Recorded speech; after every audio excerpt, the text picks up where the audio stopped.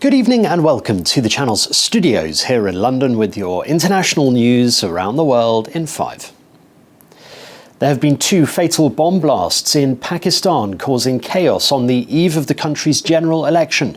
Video from the Qilla Saif Ullah district in Pakistan shows chaos and panic after a fatal blast on the eve of the general election.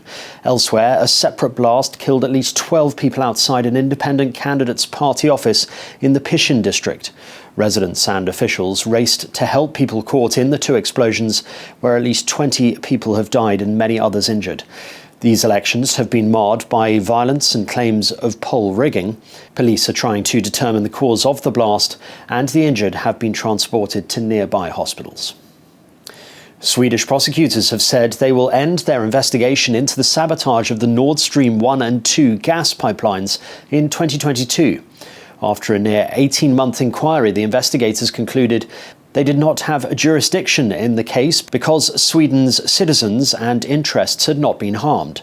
The multi-billion-dollar Nord Stream pipelines transporting Russian gas to Germany under the Baltic Sea were ruptured by a series of blasts in Swedish and Danish waters in September 2022, releasing vast amounts of methane into the air. Nikki Haley has suffered a humiliating defeat in the Republican primary in Nevada, despite facing no competition in the absence of Donald Trump. The Associated Press projected she received fewer votes than none of these candidates by a large margin. The state governor had advocated voting in this way as a protest because Ms. Haley will skip Thursday's caucuses. Mr. Trump runs unopposed in that vote as he closes in on a presidential nomination. With 86% of precincts reported, none had 63% of Tuesday's primary votes, while Ms. Haley had just 31%. Well, I actually voted for none of the above here because the primary here didn't include all of the people, and I'll be going in Thursday for the caucus to vote for Trump. The Prime Minister and the Leader of the Opposition both started Prime Minister's questions by wishing King Charles a speedy recovery after it was announced he was being treated for an unspecified cancer. Mr. Speaker, I know the thoughts of the House and the country are with the King and his family. We wish His Majesty a speedy recovery and look forward to him resuming his public-facing duties in due course. Leader of the Opposition, Keir Starmer. Thank you, Mr. Speaker. I join with the Prime Minister in sending His Majesty the King our very best wishes for his treatment. Across this House, we all look forward to seeing him back to full health as quickly as possible.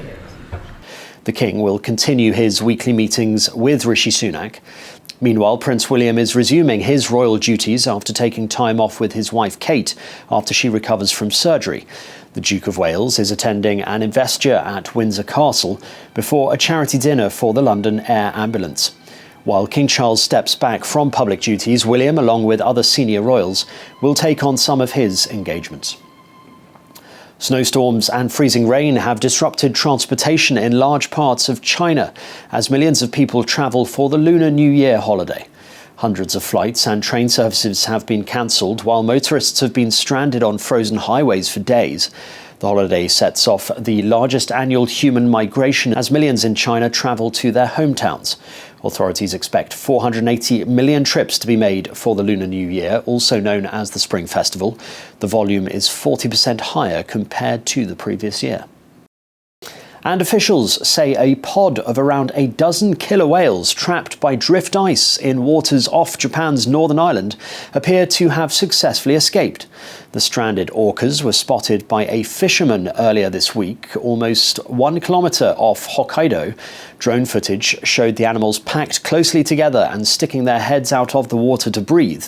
That sparked an official response, with officials travelling to the seaside town to monitor the whales. The footage was also shown on Japanese TV, prompting a wave of concern for the animals from the public this week and calls by environmental groups for government assistance for their release.